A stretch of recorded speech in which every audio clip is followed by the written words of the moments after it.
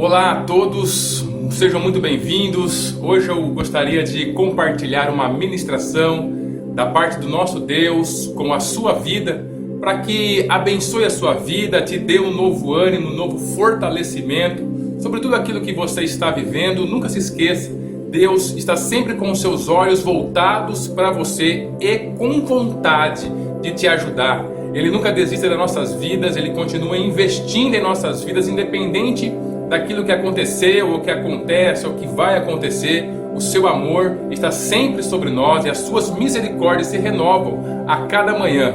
Eu queria conversar um pouquinho com você justamente sobre ânimo, sobre retomar esse ânimo, o ânimo que é tão importante, principalmente nesse momento de pandemia que nós estamos vivendo, aonde o ânimo tem sido roubado de uma maneira tão grotesca sobre as nossas vidas. São tantas notícias horríveis. Parece que a gente nunca vai sair desse momento de Covid-19. Será que nunca a gente vai voltar à nossa vida normal? E aí, dentro de tudo isso, um ano extremamente difícil pela qual a gente vem passando, é normal nós perdermos o nosso ânimo andando neste ano tão difícil pelo qual nós estamos passando.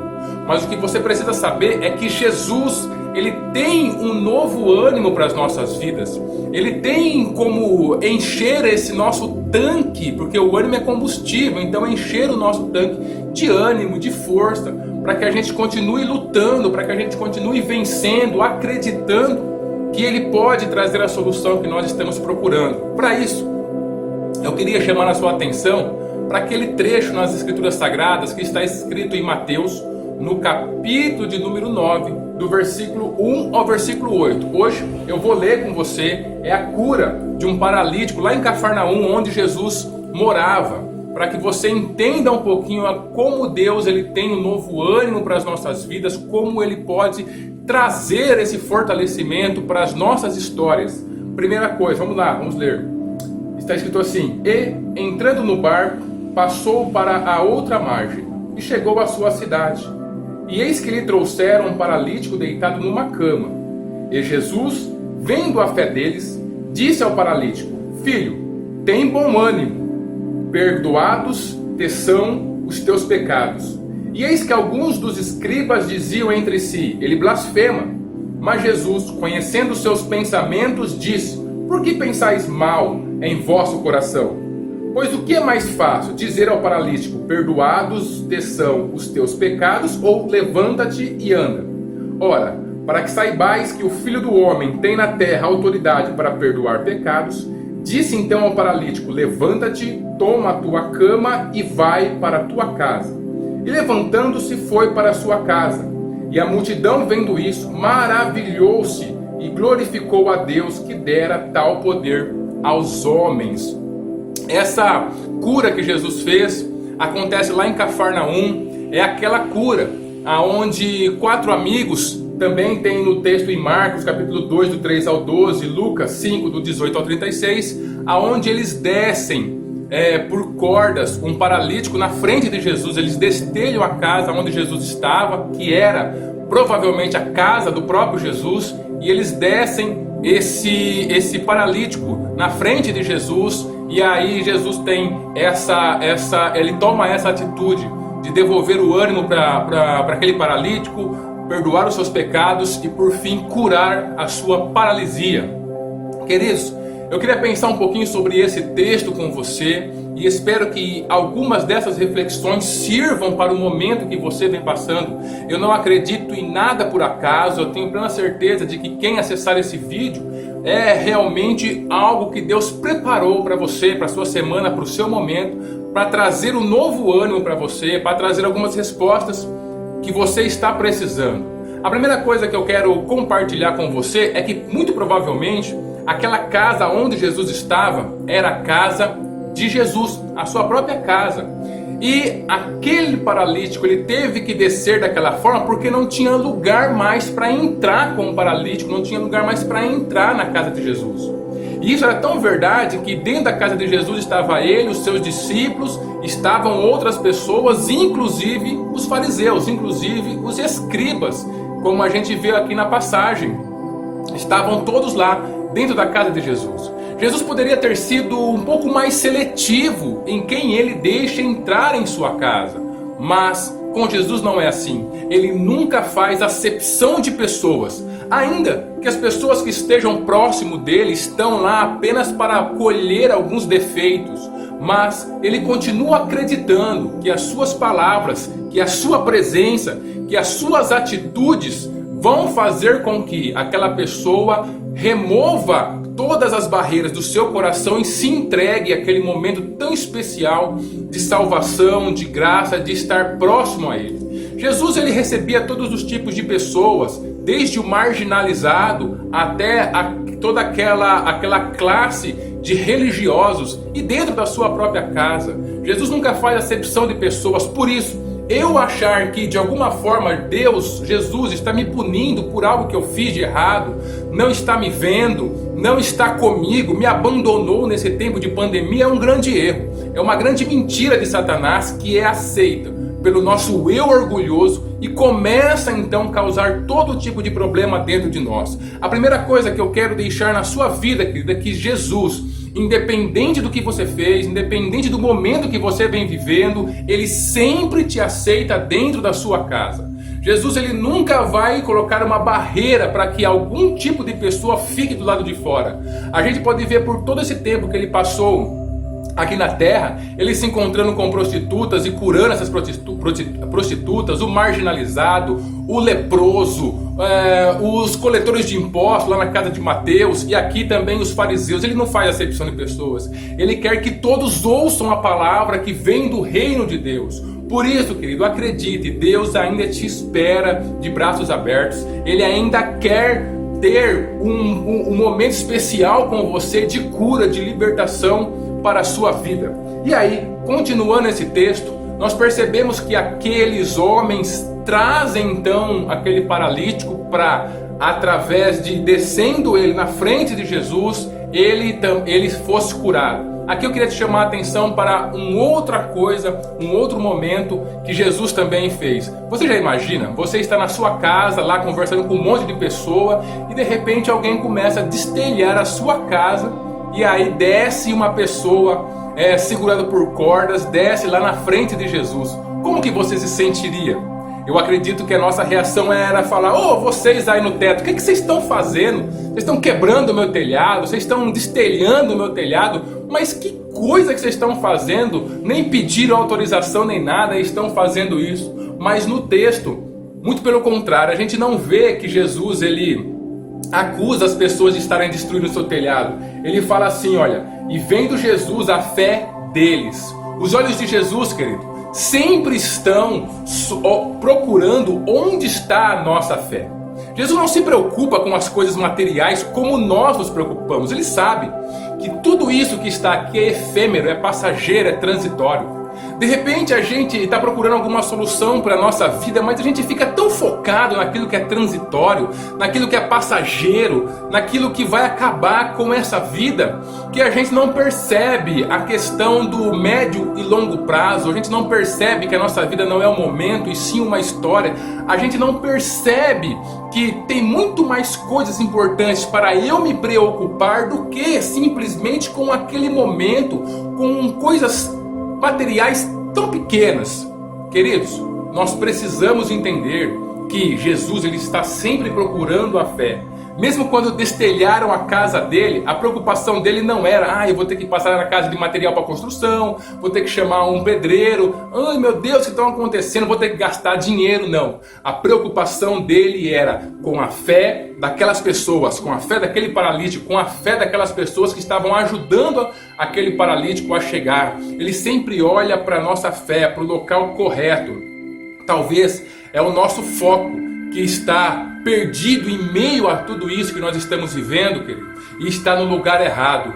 Tire o foco da onde você está vendo que não está trazendo consequências positivas para a sua vida. Coloque o seu foco justamente aonde Jesus colocava, na fé. Quando o nosso foco, quando a nossa concentração passar a ser a fé em Jesus, a resposta dele para nós vai ser justamente a mesma dele para aquelas pessoas. Ele vai ficar admirado com a fé que aquelas pessoas tinham, independente do que havia acontecido em sua vida. Outro ponto que eu gostaria de chamar a sua atenção é como ele tratou aquele paralítico na frente de todos quando ele chegou diante dele. Jesus, ele cura aquele paralítico em 3 pontos importantes aonde nós precisamos de cura para nossas vidas. Muitas pessoas acham que Jesus curou apenas o espiritual daquele paralítico, que foi perdoando os seus pecados, e logo em seguida curou o seu físico, que foi mandando ele levantar, tomar a sua cama e ir para a sua casa. Mas na verdade ele começa curando o emocional daquele paralítico. E sabe por que ele começa curando o emocional? É porque de vez em quando, ou de vez em sempre, o nosso emocional, querido, está tão abatido, está passando por tantas lutas, está com tantas dificuldades, que nós não conseguimos permitir que Jesus acesse o nosso espírito. Porque para acessar o nosso espírito, tem que passar inevitavelmente pelo nosso emocional, pelo nosso entendimento. Não há como chegar no nosso espírito, a palavra descer ao nosso espírito, se nós não entendermos, se nós estivermos completamente tristes, se nós não estivermos lá naquele momento onde a palavra está sendo ministrada, estivermos dopados de remédio, estivermos com algum problema que está tirando o nosso entendimento, que está massacrando a nossa vida emocional, a gente não consegue usar a palavra de Deus para transformar o nosso espírito. É por isso que muitas pessoas vão à igreja, ouvem a palavra, cantam os hinos e vão para casa da mesma forma. Dentre dos vários motivos pelo qual isso acontece, um motivo muito forte é essa questão emocional. Se a gente não tiver o nosso emocional minimamente apto para receber a palavra, para meditar nessa palavra, para deixar que ela faça aquilo que ela precisa fazer dentro de nós, nós então não teremos a nossa cura espiritual. Não tendo a nossa cura espiritual, a nossa cura física ou alguma cura que nós precisamos no nosso relacionamento, alguma bênção para a nossa adversidade, a gente não consegue alcançar. Jesus, ele tem um caminho para chegar dentro de nós. Ele tem um caminho para atuar em nós. E ele tem um caminho para fazer a partir de nós aquilo que ele precisa fazer. E esse caminho normalmente começa quando ele libera uma palavra sobre o nosso emocional, querido. Queridos, olha, você pode ler a palavra de Deus, você pode orar, você pode fazer o que você quiser, mas se tudo que você estiver fazendo, você não colocar ânimo, você não estiver com ânimo, você estiver prostrado diante do momento que você vem passando, dificilmente essa palavra ela vai ter um poder reavivador, renovador, ressignificador na sua vida. Jesus precisa curar primeiro o seu emocional. Você precisa entender que é possível, mesmo dentro desse momento adverso de depressão, de tristeza, de tantas coisas difíceis que vem acontecendo em sua vida, você precisa acreditar que é possível você ter ânimo sobre aquilo que Jesus está te falando, sobre aquilo que a palavra de Deus está te falando, que é possível você voltar a ter ânimo em Deus. E como esse ânimo começa? Você percebe que Jesus ele olha, ele vê primeiro a fé daquelas pessoas, então já tem um passo primordial, importantíssimo para as nossas vidas. Nós precisamos ter fé quando nós chegamos próximo a Deus, quando nós chegamos próximos a Jesus. Se a gente chegar sem fé diante dele, queridos, nada vai acontecer. A nossa vida não vai sair daquilo que a gente está vivendo, vai continuar sempre a mesma coisa. A fé é a diferença entre receber o milagre de Deus e a gente continuar na dificuldade, adversidade, prostrado como nós estamos. Esse é o caminho, esse é o passo. Nós precisamos ter fé, porque Deus ele deixou o livre-arbítrio para nós. Nós precisamos querer que Ele haja poderosamente em nossas vidas. Nós precisamos dar lugar para Ele dentro do nosso coração, dar lugar para a Sua palavra dentro de nós, para que a gente possa receber aquilo que Ele tem para nós. Jesus não trabalha de maneira automática, Ele sempre vai trabalhar em parceria conosco.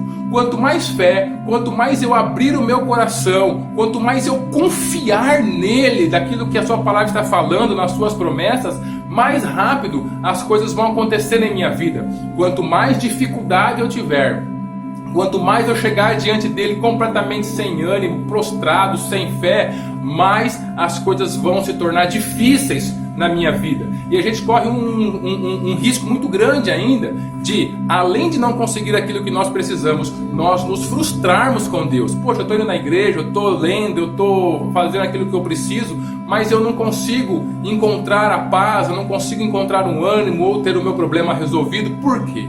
Porque a gente está falhando na nossa fé. Primeiro passo, a fé. Aí você percebe que Jesus olha para aquele homem e fala assim: filho, tem bom ânimo. O ânimo, queridos, não depende de Deus, depende das nossas vidas. Lá em Isaías a gente pode ver que aqueles que confiam no Senhor, essas pessoas correrão, não se cansarão, voarão como águias. Essas pessoas serão fortalecidas pela nossa confiança em Deus. Quando a gente entra diante de Deus com fé, ainda que o nosso ânimo está abalado, a gente permanece diante dele com fé, a gente vai ser recobrado desse ânimo. Mas esse ânimo, ele tem que vir de nós. Jesus olha lá para Josué e fala: quando Moisés morre, Josué tem que assumir. Logo no primeiro capítulo de Josué, ele olha para Josué e fala assim: olha, tem de bom ânimo, eu estou contigo. Olha, guarda a palavra, guarda essa palavra. A gente vai dar certo, mas tem de bom ânimo. Esse bom ânimo, querido, tem que vir das nossas vidas.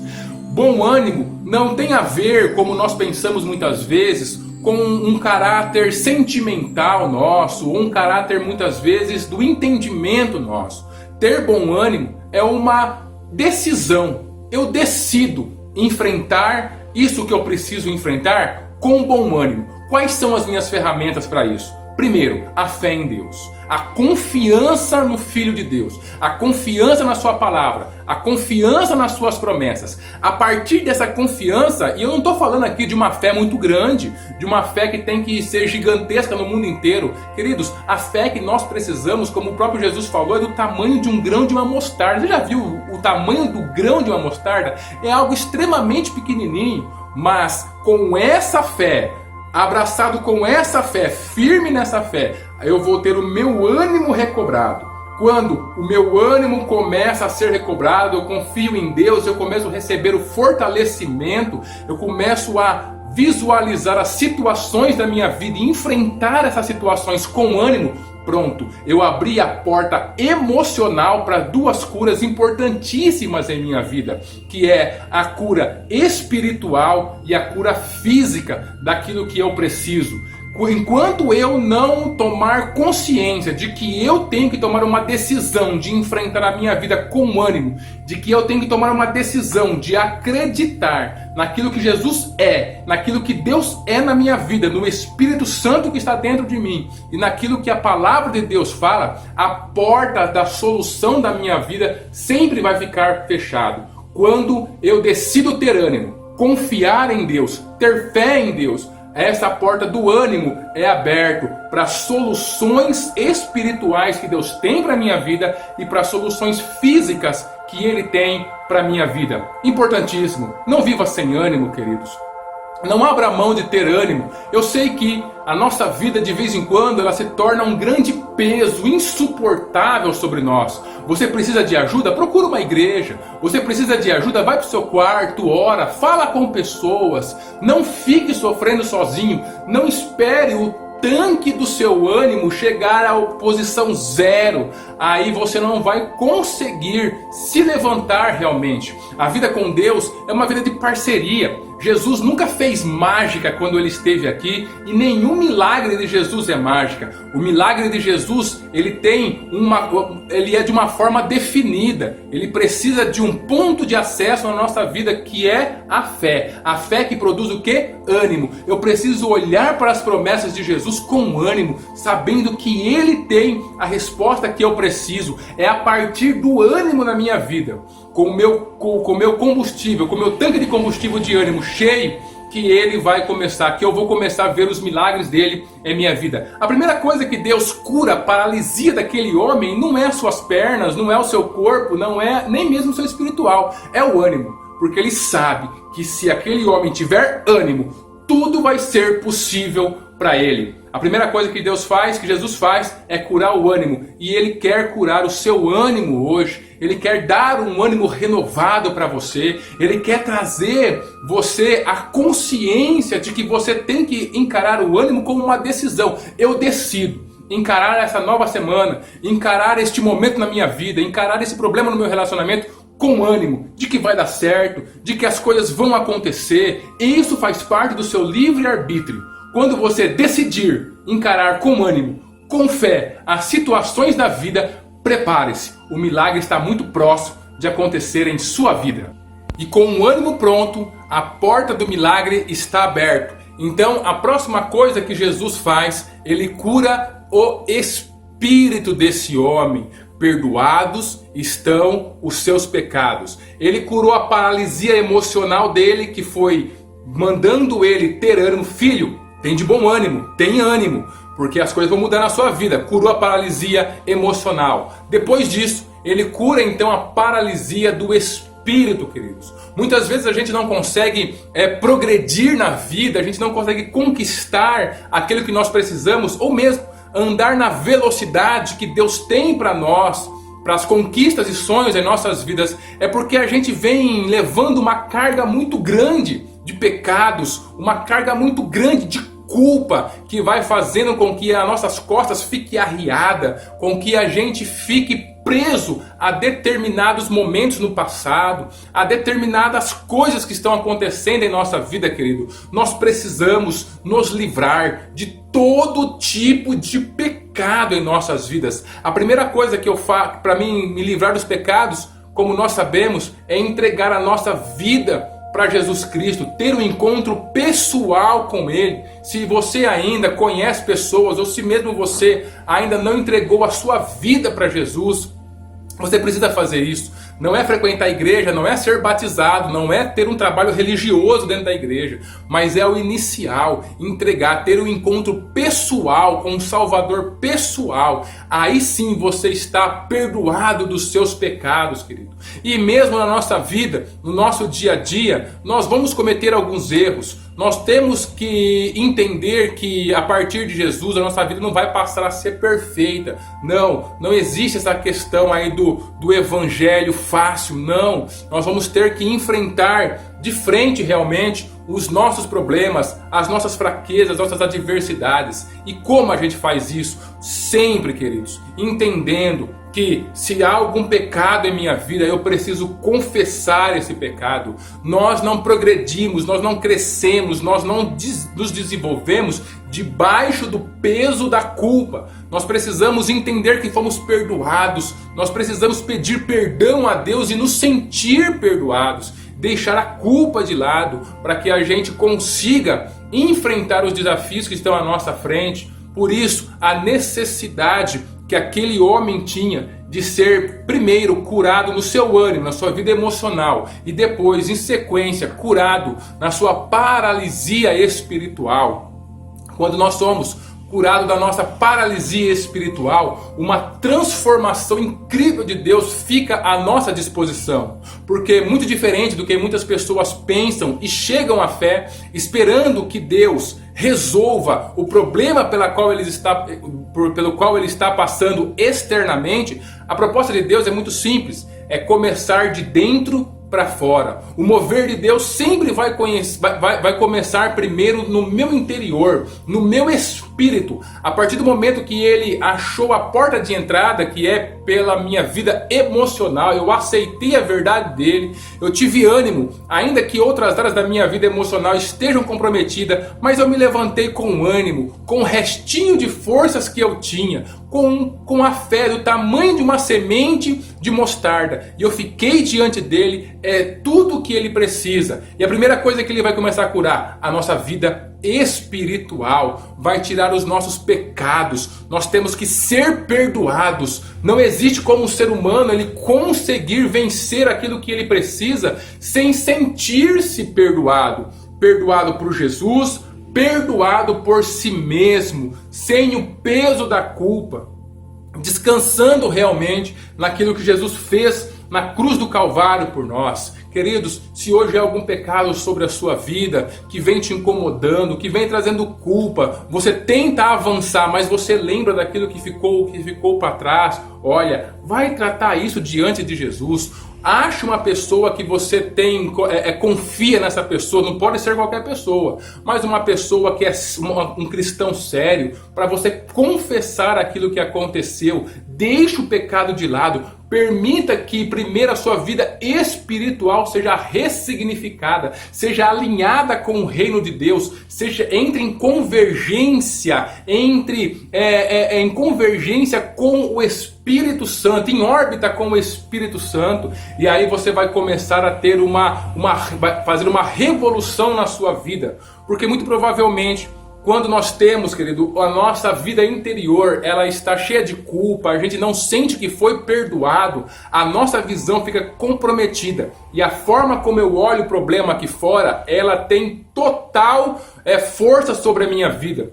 Quando eu sou perdoado, eu me sinto perdoado, a minha visão ela é clarificada, as barreiras caem. E aí só de eu mudar a minha visão em relação a alguma adversidade que eu venho passando, pronto, isso vai ficar curado em minha vida. E aí Jesus cura então a vida espiritual daquele homem e logo em seguida Jesus ele cura a vida física daquele homem, dando duas ordens para ele: levante-se, pegue a sua cama e vá para a sua casa.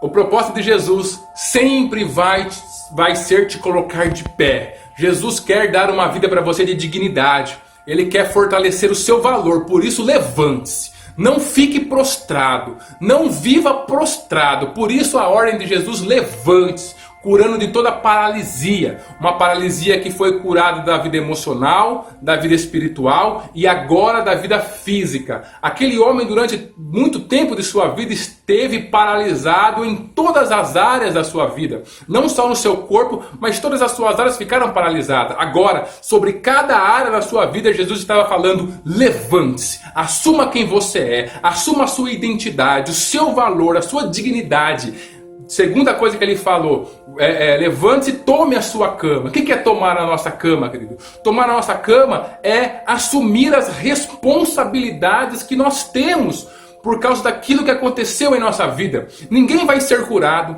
ninguém vai conseguir resolver os seus problemas transferindo responsabilidade para um e para outro. Primeiro, Jesus vai curar a sua vida emocional, a sua vida espiritual, e quando ele vir para curar todas as áreas na sua vida, a primeira coisa é: levante-se. Viu como Jesus é maravilhoso? Primeiro ele faz uma cura completa, para depois mandar a gente assumir a nossa responsabilidade e ir cuidar dos nossos problemas, resolver aquilo que nós precisamos resolver, ter aquela conversa difícil que nós precisamos ter, pedir perdão, liberar perdão. Tome a sua cama, tome as suas responsabilidades, não transfira a responsabilidade e vá para onde? Para a sua casa, e ande e vá caminhar. A vida não é para ficar parada, para ficar paralisado. Se Jesus é o caminho, logo a vida é para ter movimento. A gente tem que ter movimento diante do nosso Deus. Por isso, querido, tome a sua cama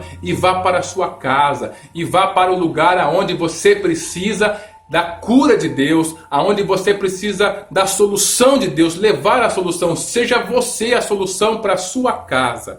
E em meio a tudo isso, eu quero te mostrar uma coisa: aquele homem, ele saiu curado da paralisia emocional, da paralisia espiritual e da paralisia física em todas as áreas da sua vida. Mas teve pessoas lá dentro que continuaram paralisadas. E mais uma vez, a figura dos fariseus, daqueles escribas que estavam lá. Aquele homem saiu andando, mas teve gente que saiu paralisado, que continuou paralisado, e esses foram os fariseus. Uma das coisas mais tristes no Evangelho são pessoas encontrarem com Jesus, encontrarem lugar aonde fala de Deus, aonde o milagre acontece, aonde a palavra de Deus é ministrada de maneira séria e verdadeira, e sair de lá da mesma forma que entrou. Não permita isso em sua sua vida, querido. Sempre que você tiver um encontro com Jesus, Ele precisa deixar uma marca de cura, de bênçãos. Ele precisa deixar uma marca de transformação, de ressignificação sobre a sua vida. Não seja como aqueles escribas, mas seja como aquele homem que recebeu a sua cura completa, porque é isso que Deus tem para a sua vida. Então eu quero deixar para você essa ministração, quero deixar para você essa palavra de vida e de esperança e dizer mais uma vez: tenha filho, tenha bom ânimo, porque a sua fé vai levar você ao lugar do milagre, ao lugar sobrenatural onde Deus se manifesta e você vai conseguir ter aquilo que você tanto procurou em sua vida. Deus abençoe você, abençoe a sua família, em nome de Jesus.